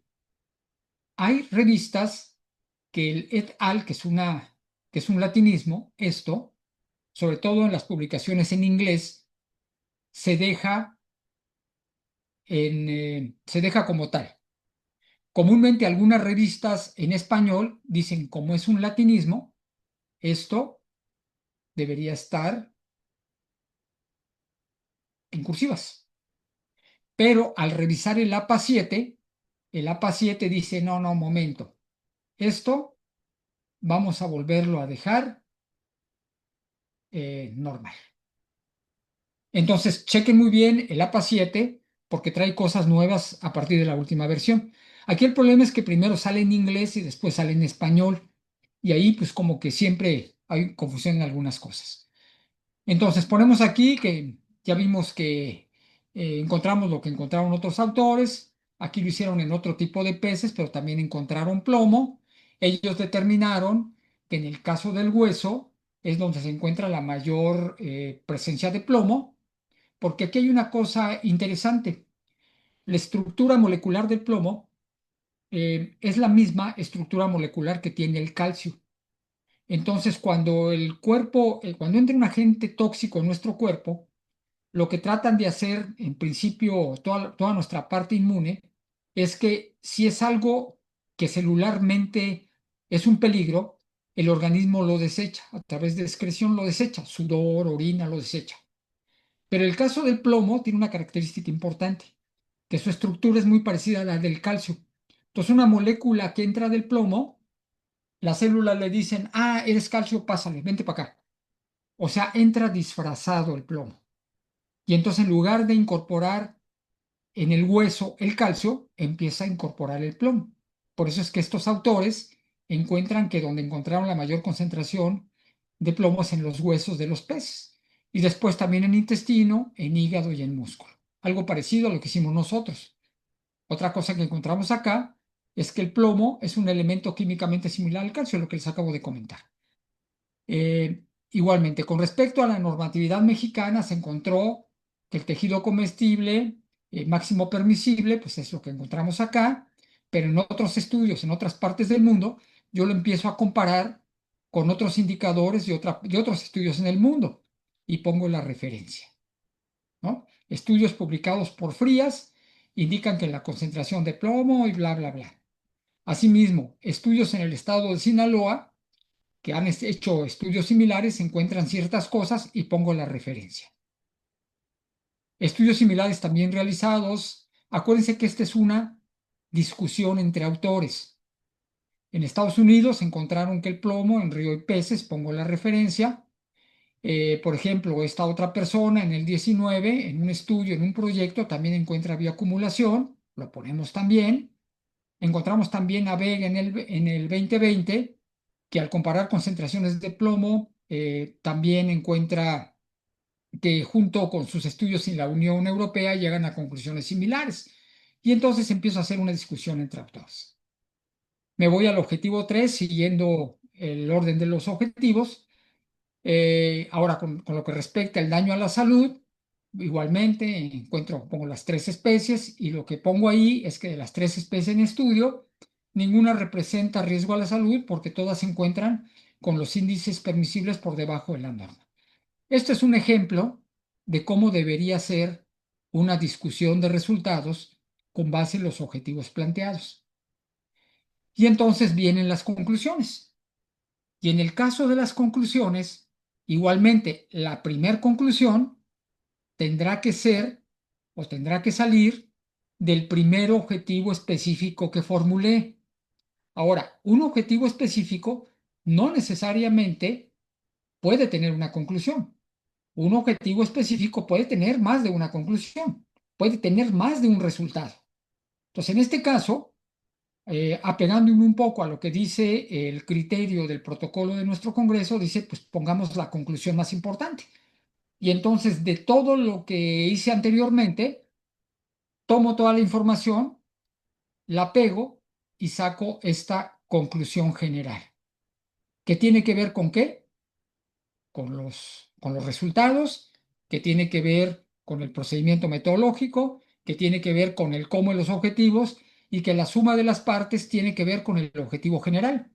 Y ese objetivo general tiene que ver si responde a la pregunta que me formulé a través de la hipótesis planteada.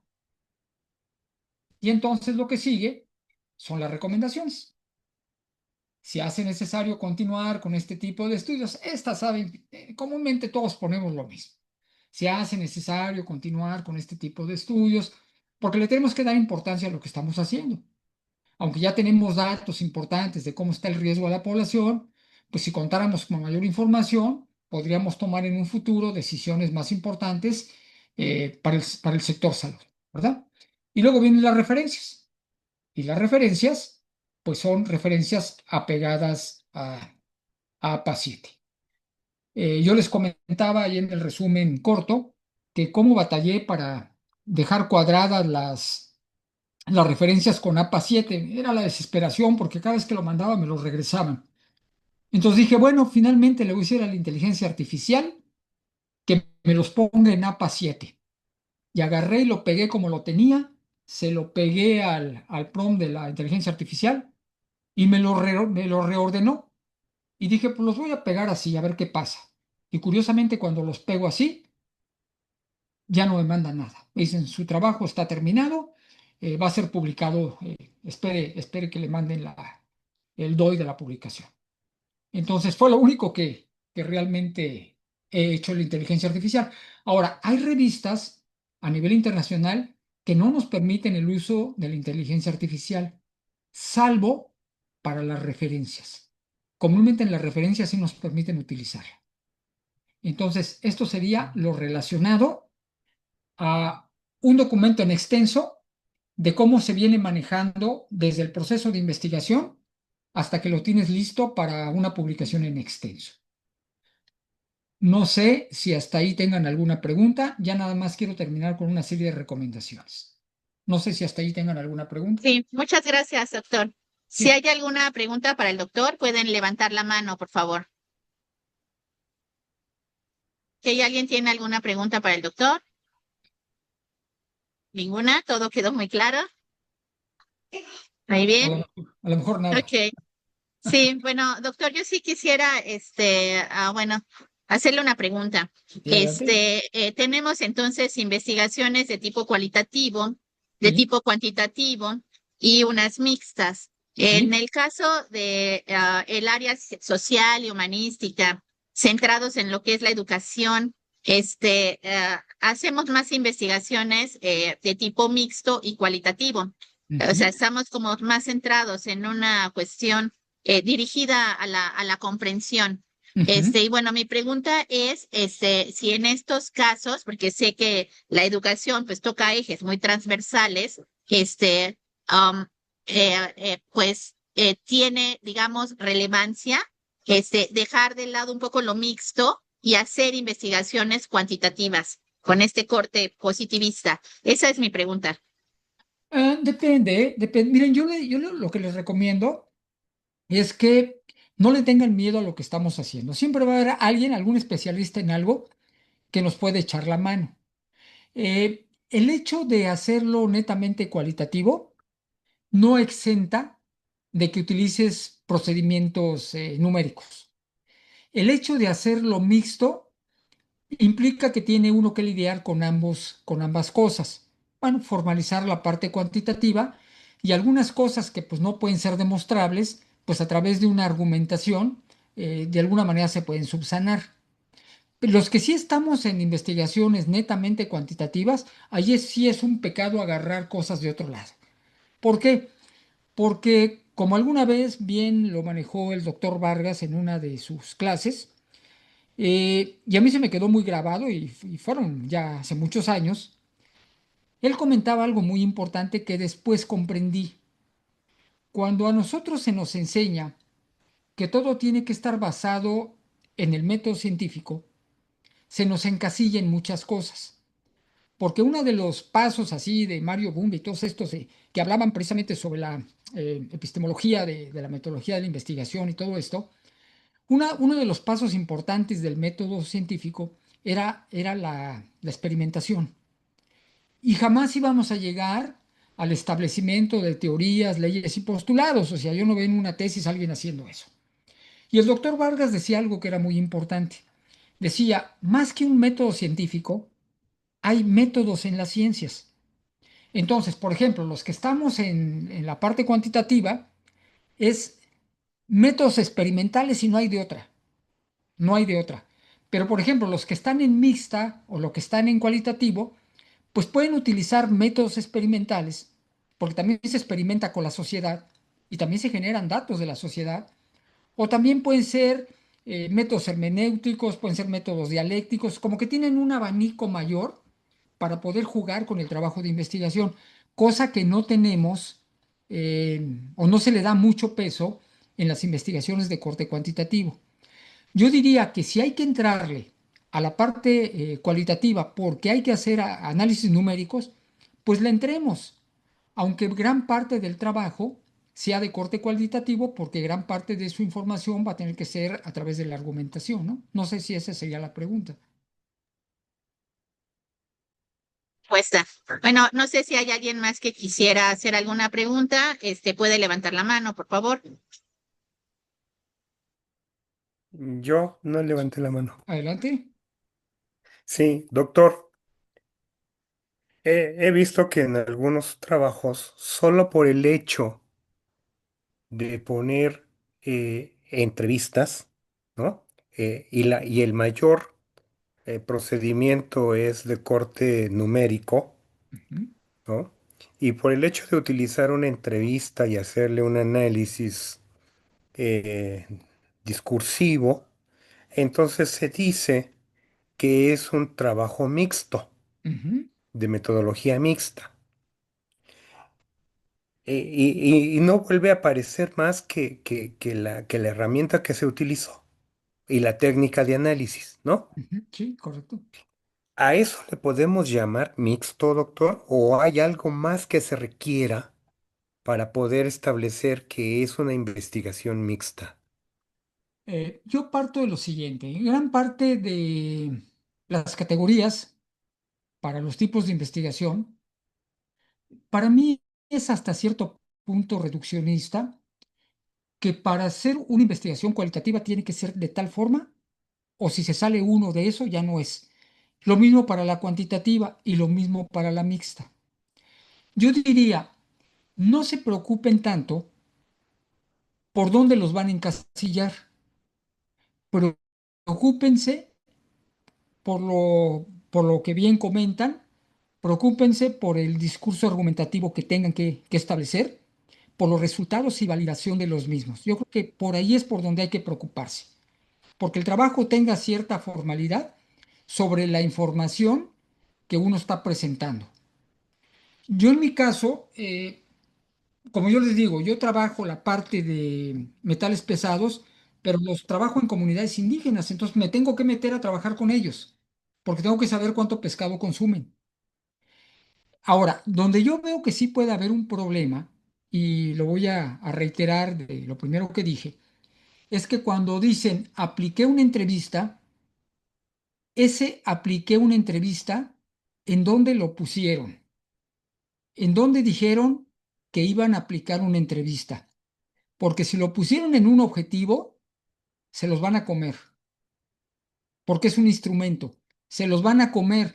Y entonces puede ser que si estás en una revista que es muy rigurosa con la parte experimental y dices que un objetivo, hiciste una entrevista, te van a descalificar. Además, siento que ese instrumento no debería estar en ningún objetivo, pero sí puede estar en la parte de materiales y métodos diciendo que para seleccionar cuáles son los peces más comestibles, se hizo entrevistas con los grupos de interés que de alguna manera eran consumidores de ese tipo de producto. A lo mejor si lo pones ahí, no te encasillan. El problema es si lo metes en algún objetivo.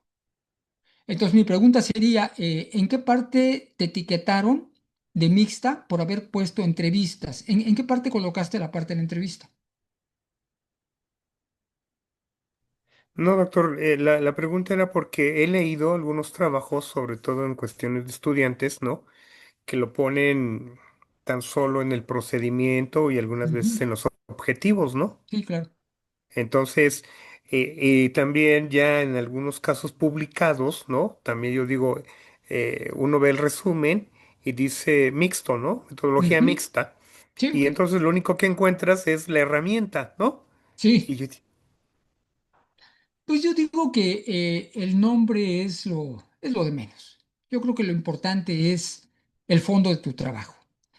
Pasaba algo muy interesante, por ejemplo, Yo estoy en una ciudad muy cercana al límite con Sinaloa y hay una ciudad antes que nosotros que es la ciudad de Navojoa.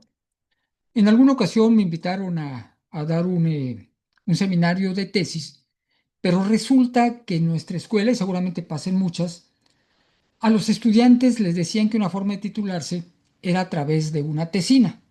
Seguramente les va a sonar peculiar el nombre. Entonces yo cuando llego y les digo una tesina, se me hace como que la tesina, pues, ¿dónde está, no? Yo sé que se hacen tesis, pero ¿en qué consiste una tesina? Y entonces me dieron una explicación, exactamente como la que les acabo de hacer a ustedes, y entonces les digo, oigan, pues es que con todo lo que me acaban de explicar, eso es una tesis, eso no es una tesina. Sí, pero que los alcances y lo formal. Oye, pero si al alumno lo tienes 8 meses metido en el laboratorio, ¿por qué se tiene que llamar tesina? Si además tiene todo el protocolo de un proceso de investigación formal. Y entonces había una de las alumnas, una de las compañeras de ellos, que se llamaba Rosina. Y yo les decía, miren, la única que tiene derecho a hacer una tesina es Rosina, porque si sus papás le hubieran puesto Rosa, me hace una tesis. O sea que en pocas palabras, a veces el nombre es lo de menos, el contenido es el que cuenta. Si lo quieren etiquetar ahí porque le pusieron eso y porque la clasificación está dado de esa manera, no creo que el que esté en una categoría u otra demerite los alcances del trabajo. Honestamente es lo que yo pienso. Doctor Farnon, adelante, lo escuchamos. Doctora Farnon, adelante, se abre su micrófono. Sí, sí, gracias. Muy buenas noches. Saludo al doctor Valdera y a toda la sala. He estado escuchando atentamente y me ha parecido muy didáctica la presentación que ha hecho el doctor Valderas para todo público, ¿eh? Y lo felicito por su didáctica. Yo, Gracias. más que hablar de lo que ha presentado el doctor Valdera, me llama la atención que todavía estamos como confrontando dos enfoques, Ujú. el enfoque cuantitativo y el enfoque cualitativo. Y más me preocupa que todavía estamos asignándole más importancia a uno que al otro. Es correcto. Y generalmente, pues obviamente porque es el más usado o más conocido, se le da más valor al enfoque cuantitativo que al enfoque cualitativo. Y pienso que esta es una distorsión que tenemos que ir superando poco a poco. La investigación es una sola. Así Pueden haber es. estrategias diferentes, pero es una sola investigación. Y yo pienso que nosotros como profesores o investigadores ya en propiedad, debemos ir dándole ese giro a las nuevas generaciones para que vean la investigación como un constructo integral y no como o es A o es B. Porque yo no veo por qué dividir las investigaciones según el enfoque. Es Yo correcto. soy, lo he dicho varias veces, yo soy ecólogo y pareciera que mi tendencia debería ser entonces estudios cuantitativos. Pero yo he llegado a momentos en donde no puedo explicar elementos importantes en la ecología con un estudio cuantitativo. Por Ujú. ejemplo, y siempre lo pongo como uno de mis dilemas, ¿no? ¿Cuánto vale un árbol? ¿Cómo lo Eso. voy a medir?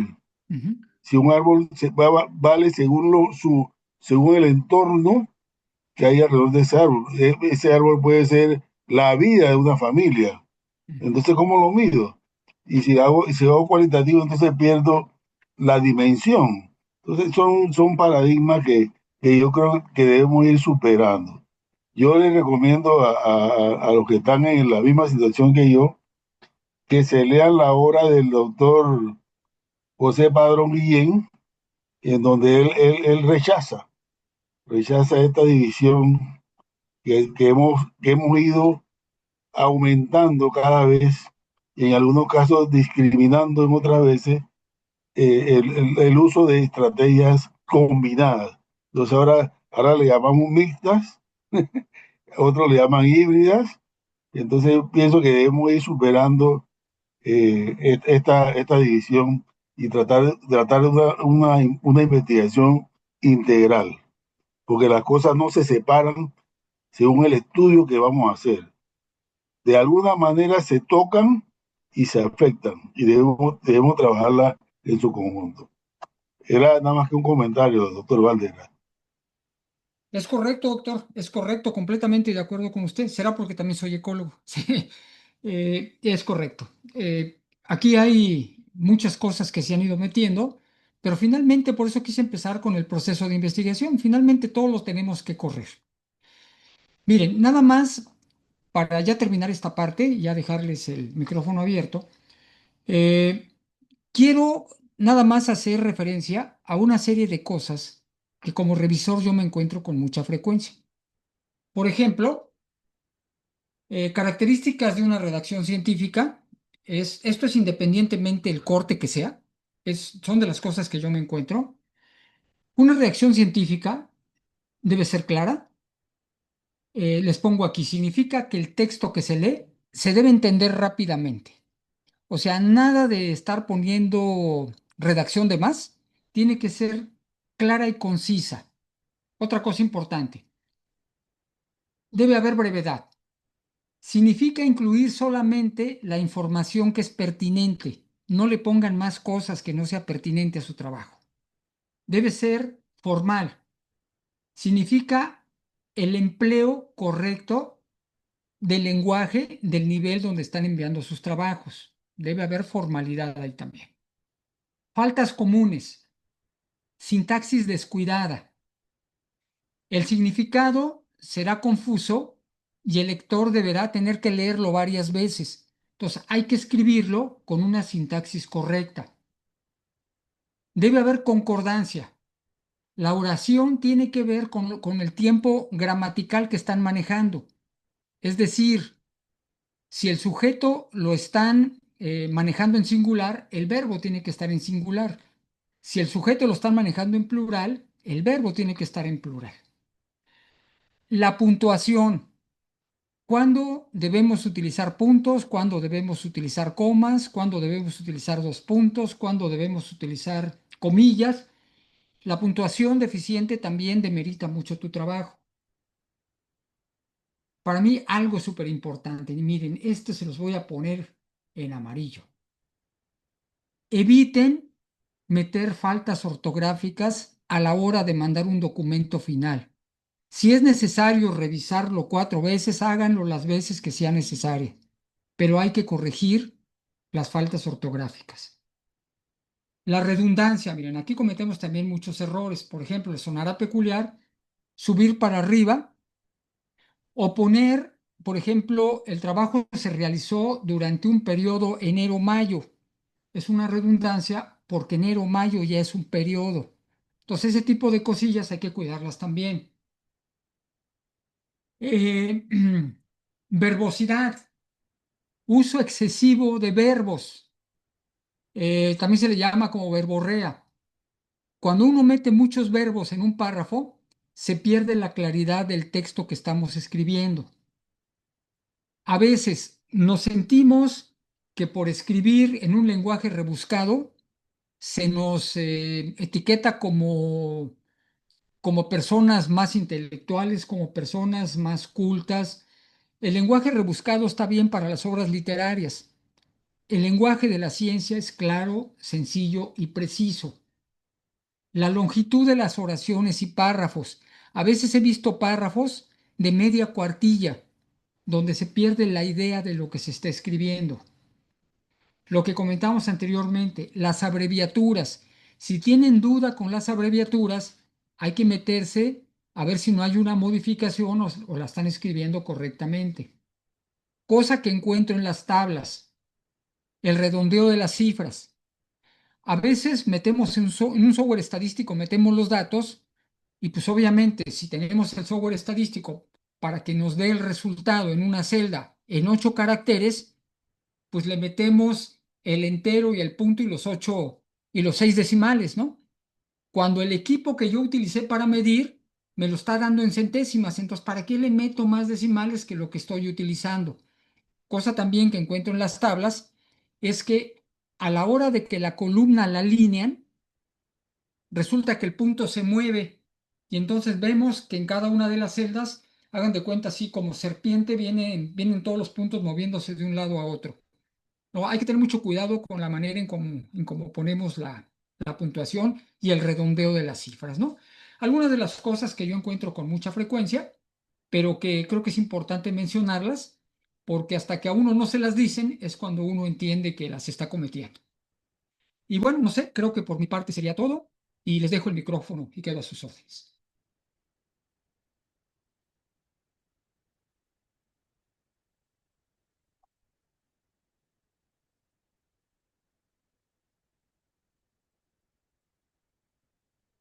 Ok, vamos a estar aquí. Voy a dejar de compartir. Bueno, pues yo creo que por el tiempo, no sé si hay algo más que quiera comentar, doctor, o ya con esto es suficiente. Mucha Pasó. información, excelente información. Bueno, si no hay más preguntas, entonces agradezco mucho la participación del doctor José Valderas. Muchas gracias a todas las personas que nos han acompañado y nos vemos en el Congreso. Hasta luego.